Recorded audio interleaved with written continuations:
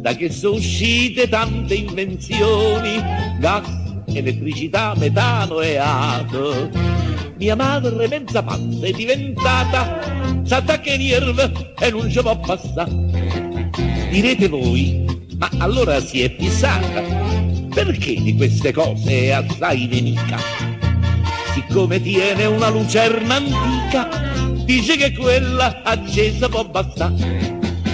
Papà va sulle furie quando la vede, già che più di una volta non c'ha scartata, continua a dirle se non sei scassata, noi giorni chista te l'ha già scassata. Mamma per la paura tutte notte si cocca sempre la lucerna sotto.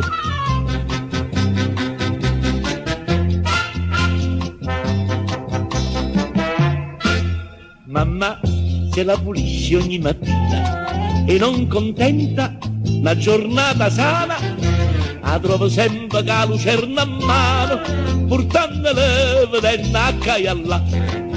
Infatti la lucernella non c'è male, è vecchia sì ma pulizzata e nuova, sì che la può passare a data prova, perché ho presente non ha da funzionare.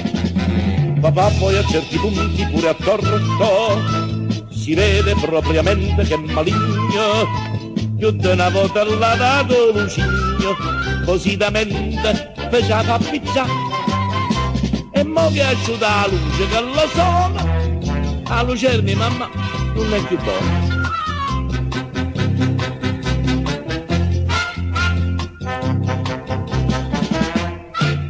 Adesso viene in casa un nostro amico, come che è un antiquario a tutta prova.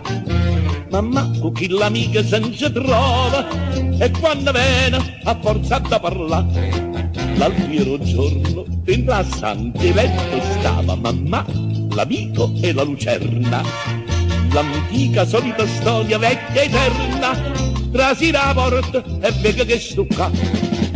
Mamma che la lucernella mise in mano, l'amico con lucigno in suo metteva, oppure il d'olio che scorreva, e nocerina pronta per pizzare. Mamma mi disse, vieni, guarda, ingrassa, questa è la vera luce, che grassa. Mamma mi disse, vieni, guarda, ingrassa, questa è la vera luce, che grassa.